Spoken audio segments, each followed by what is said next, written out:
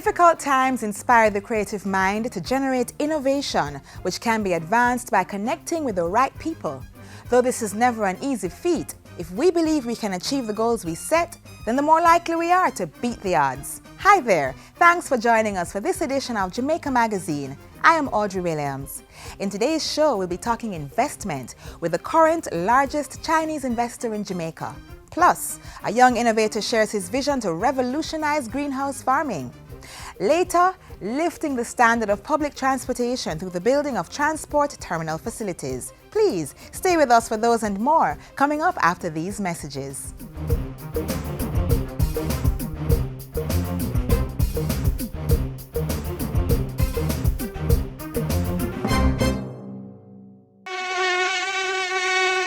The Aedes aegypti is one of several types of mosquitoes found here in Jamaica and elsewhere in the world. Know them. They are small, dark mosquitoes with white lyre-shaped markings and banded legs. The Aedes aegypti mosquito lives in and around places where people gather and breeds anywhere water settles, such as artificial containers in and around homes and other buildings. It's a vector that transmits the virus that causes a number of diseases, such as dengue, chikungunya, and the Zika virus. Find them. Destroy them. Cover water containers to prevent mosquitoes getting inside. Dispose of garbage containers to prevent water settling in them. And frequently check and empty any container that water might settle to ensure these are kept dry, and scrub vessels clean to get rid of eggs. The Aedes aegypti mosquito. Don't give it a home.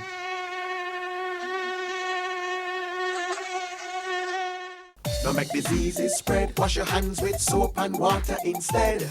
Wash them regular or use a hand sanitizer. Make sure the germs them dead. Touching your eyes or your mouth or your nose. Wash your hands before you do things like those. After you use the bathroom before preparing food, come on, wash your hand them clean. Vice President of China Communications Construction Company Limited, CCCC, Sun Ziyu, sat with the JIS recently to share the company's investment interests in Jamaica. And from all indications, the prospects for deeper relations in support of the country's growth agenda is favorable. Let's hear more.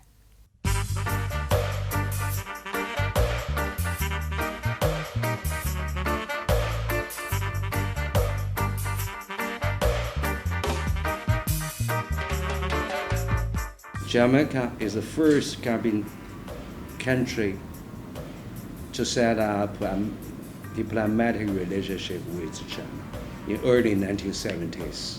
That means the two country, government to government, people to people, is a long history for relationship. This is number one. When we enter Jamaica, we got the chance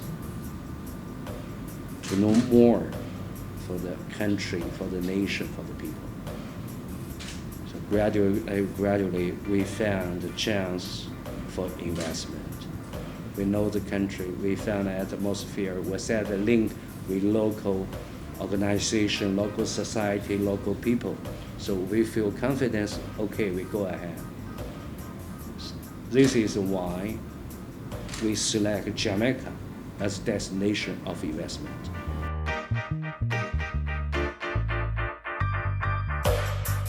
It's the first CCCC, my company, for overseas investment for the BOT model for this express highway. It's the first project. We bring the value added to Jamaica country, people, society. Finally, we got value added to company growth. We believe for the medium and long term, we believe definitely it's mutual.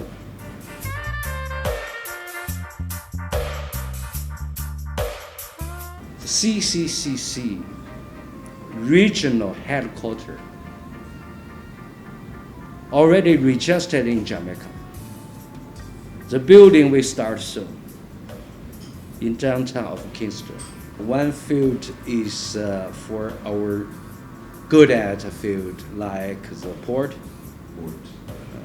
another express highway, and industry park, industry park, and something refers to tourism.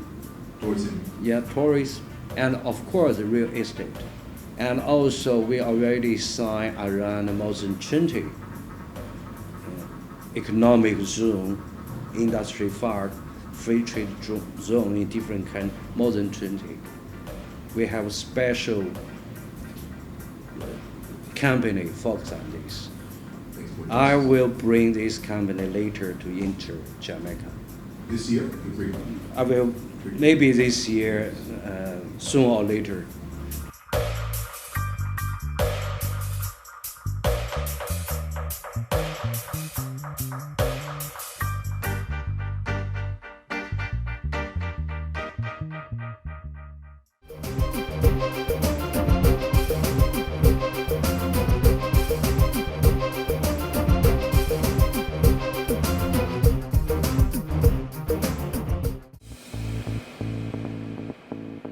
A healthy and educated people living in a clean, natural environment, reducing crime, improving the justice system and governance, building a prosperous economy.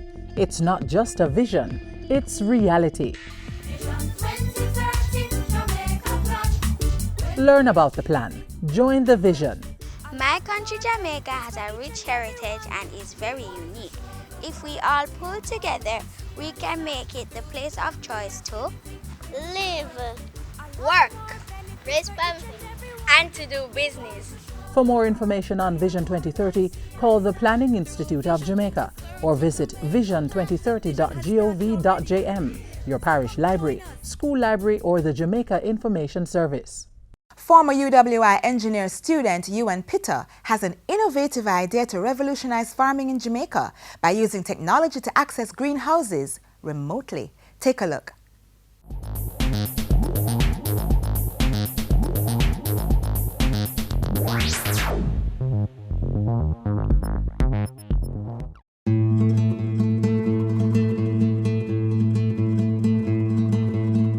Technology has afforded us the opportunity of being in control without having direct physical contact with objects or certain mechanics, thus creating an ease and relaxed way of doing things. Now, this remote operating technology has been added to farming at the local level.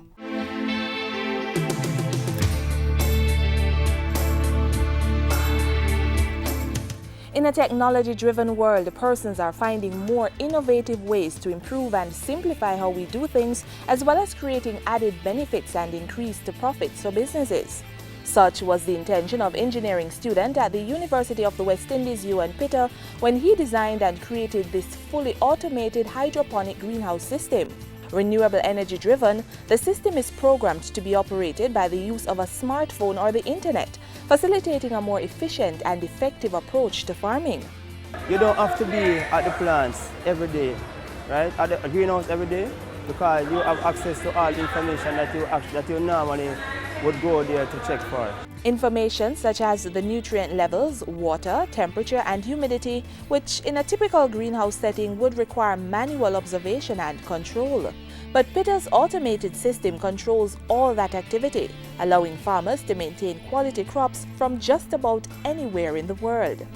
We control the nutrient concentration, such as your N, your nitrate, the phosphate and your potash, as well as pH and dissolved oxygen. We have a set limit that those parameters are supposed to be at. So once it exceeds those parameters that we set, you will automatically updated by your cell phone to let you know that something is wrong in your greenhouse, our nutrient is off.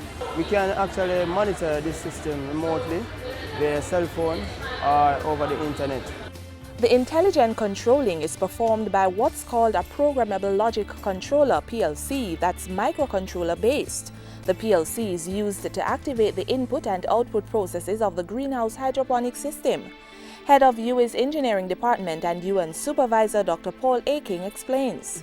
Everything that feeds the nutrients and the sensors and the valves and everything that requires some on-off or some amount of control, all of that is computerized. And it goes into the computer and it stores as special signals. And the commands are stored as special signals. What we do now, we send those signals via the internet, via the SMS, via something like your texting, and then we can see what it is, and we can send both ways. It's bidirectional.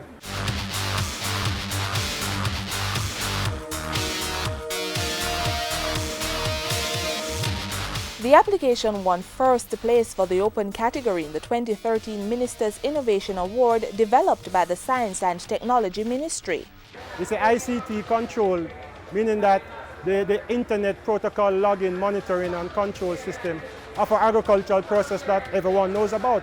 No one was aware that you could control these things so remotely, and it really blew the judges away. Judges were also impressed by the system's ability to efficiently produce its own supply of energy while providing a sustainable means for food security and food production. This project is about growing plants in a solution environment.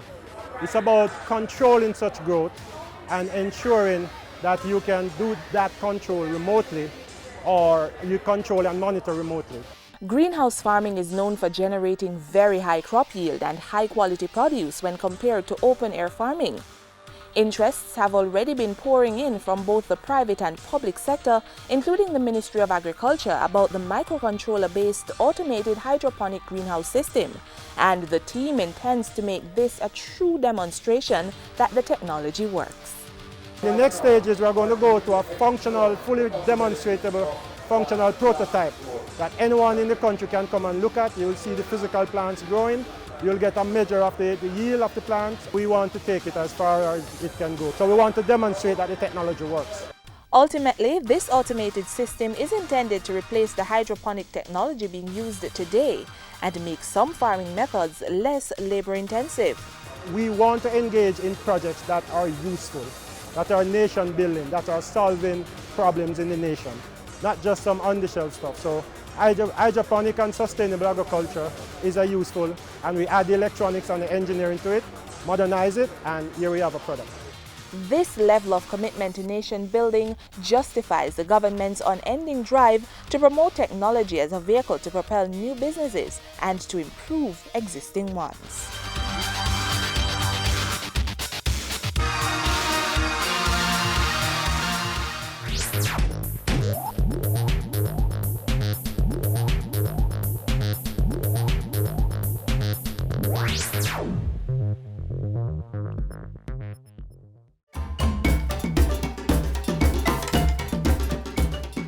On the board this week, the Ministry of Health is reminding citizens to search in and around their home and general environment for mosquito breeding sites weekly and destroy them. Organize cleanup campaigns and use mosquito repellents, mosquito nets, and proper clothing to protect against mosquito bites. For further information, contact 1-888-1-LOVE. That's 1-888-663-5683 or 663-7914. The Ministry of Health is advising the public that the next cleanup day for Operation Mosquito Search and Destroy in Mandeville, Manchester has been changed from Saturday, April 2 to Saturday, April 9. It's part of a series of cleanup days that will take place across the island to rid major cities and towns of breeding sites for the Aedes aegypti mosquito, the vector for Zika, dengue, and chikungunya viruses. Come out and play your part. The Vibes in Jamaica 2016 Youth Forum will be held April 13 to 15 at the Jamaica Pegasus Hotel under the theme Beam Me Up with ICT. Come learn how to take your ideas from mind to market. Create a real plan for real business. Register to attend by visiting youthjamaica.com. Call 978-7881 for more details. Tech-savvy youth ages 16 to 29 are invited to enter the Beam Me Up with Animated Music Video Challenge. First prize, $2,000. Second prize, $1,550. Third prize, $1,250. Go to caribbank.org/programs/vibesing. facebook.com/cdbvibesing or youthjamaica.com for the registration form and further information. You may also contact Takesha Sten-Barnes, Director Youth Programs at 978-7654 or Angela Paris, Manager Information Services Unit at the Caribbean Development Bank. The deadline for submission of registration forms is April 11, while the deadline for submission of animated music videos is midnight on April 24. And that's all for our community notices today. Send us your events for broadcast on the GIS Community Notice Board. Call 922-868022 or send an email to cbishop@gis.gov.jm.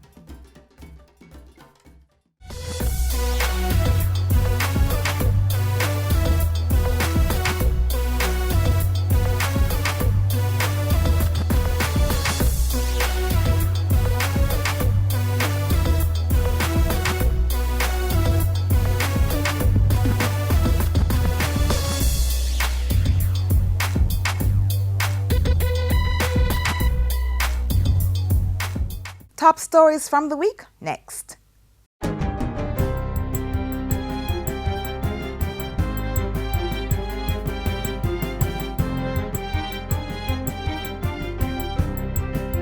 Hi there, I'm Simone Wolf with your JIS News of the Week. The House of Representatives approved an $83.83 billion carry-on budget on Tuesday to take care of government spending needs until the next budget is presented. And this will allow us to carry on the business of government. And at that time, during which time, Mr. Speaker, it is expected that the formal tabling of the budget will be done on the 14th of April, after which the Standing Finance Committee will meet on the 3rd, 4th, and 5th of May. Minister Shaw will open the budget debate on May 12, followed by the opposition spokesperson on May 17, the opposition leader on May 19, and the Prime Minister on the 24th. The Finance Minister will close the debate on May 25.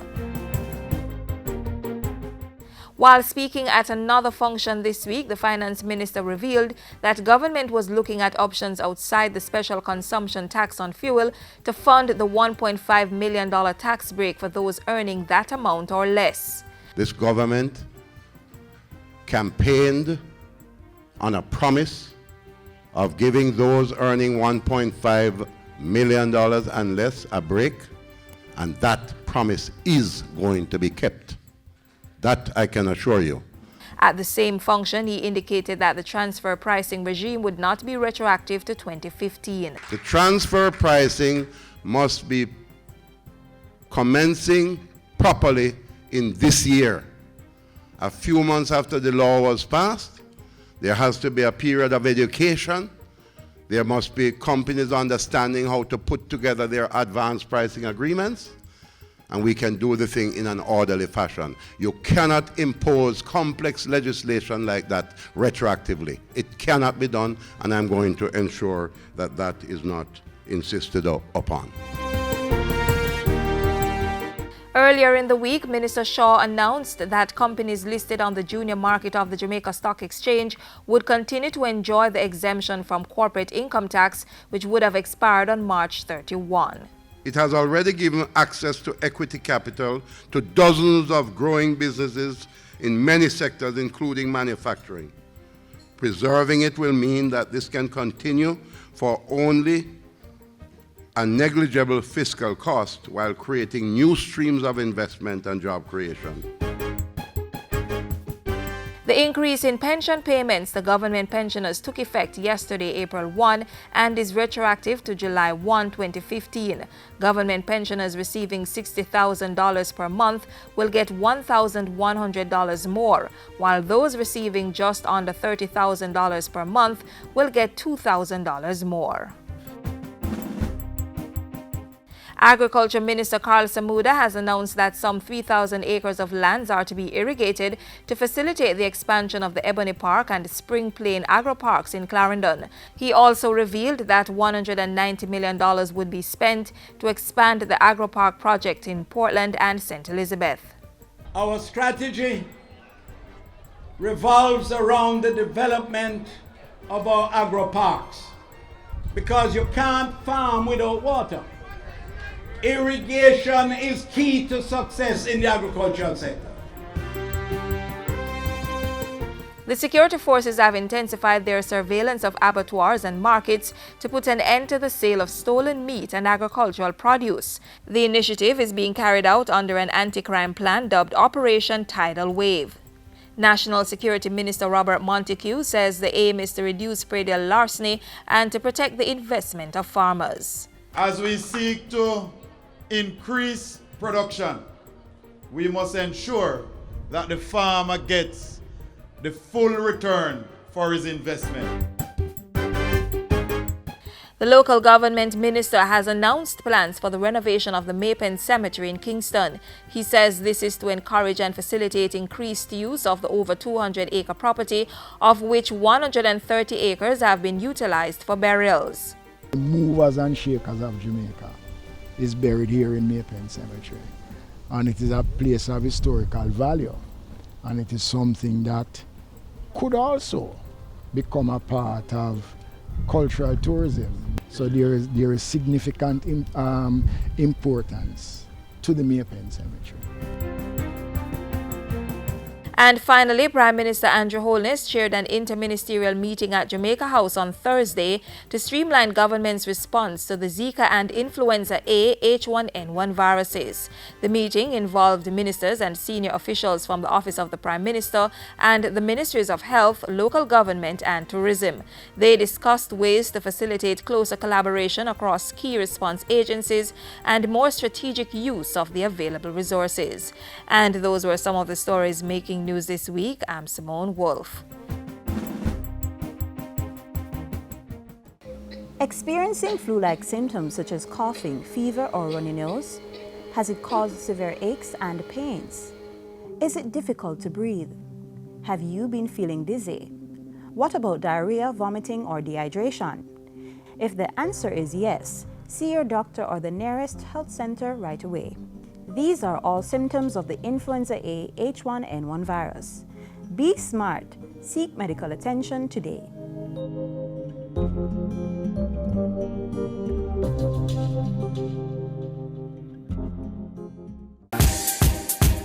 So Bobby, you know, call the vehicle to the vehicle exam to get a new road license. Yeah man, me go make sure that the black and white strip measure 10 centimeters in height and run from headlight to tail light. And you say every box on the strip has to measure 2.5 centimeters in height and width. And it has to be 1.5 centimeters below the weather strip under every window. Yeah man. So you not get your green plate? Yeah man. You better? Hi, I'm Dion Chance, President of the National Council of Taxi Associations, and I endorse the color coding program. Route taxi operators, color code your vehicles and get it checked now. A one-stop transport terminal facility established to make commuter travel more dignified and comfortable, improving public transportation and traffic in a growing town centre. Come with us now to Linstead for a look at one such development.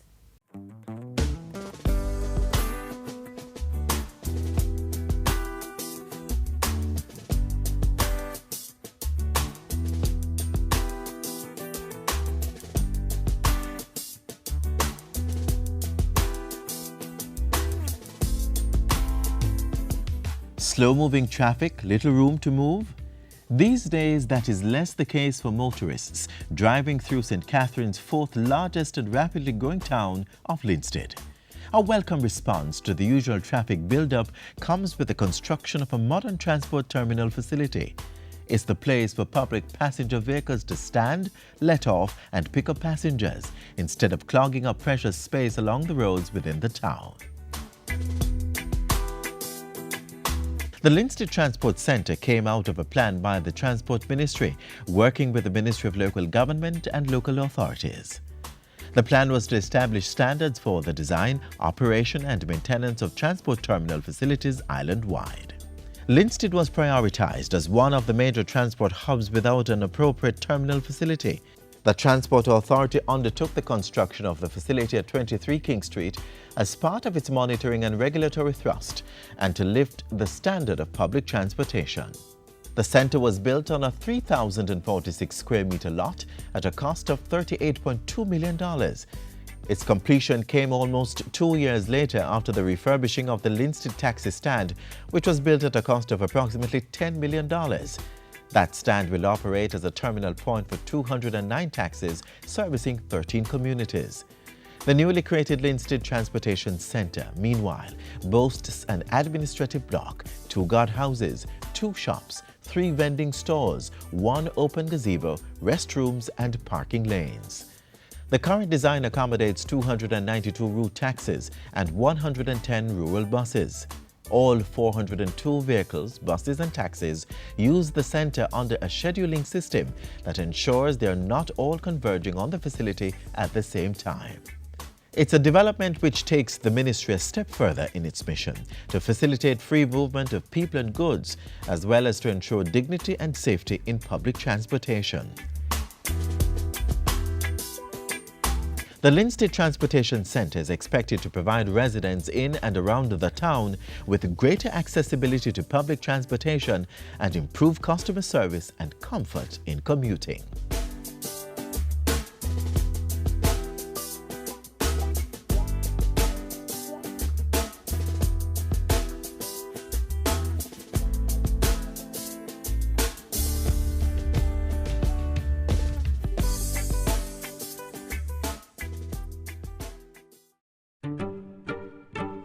They were heading home, playing in the streets just like they always did. When I'll see you again. My name is Sheldon Bell. I barely survived. My friend, she didn't. I'm now much more careful on the road. You should be too. 330 Jamaicans died in road crashes in 2014. 99 of the deceased were pedestrians. Road users, obey road rules. Walk, drive, and ride with care. Remember, road safety begins with you.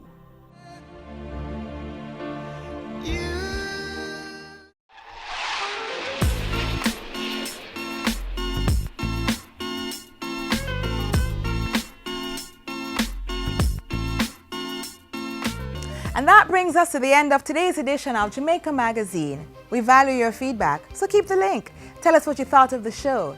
Send an email to jamaicamagazine@jis.gov.jm or hit us up on Twitter @JISNews. Also, click on our website, jis.gov.jm for more programs and our YouTube channel, Watch JIS. Until next time, I'm Audrey Williams, reminding you to take care of your health, eat well, exercise, get adequate rest, and make every day a productive one.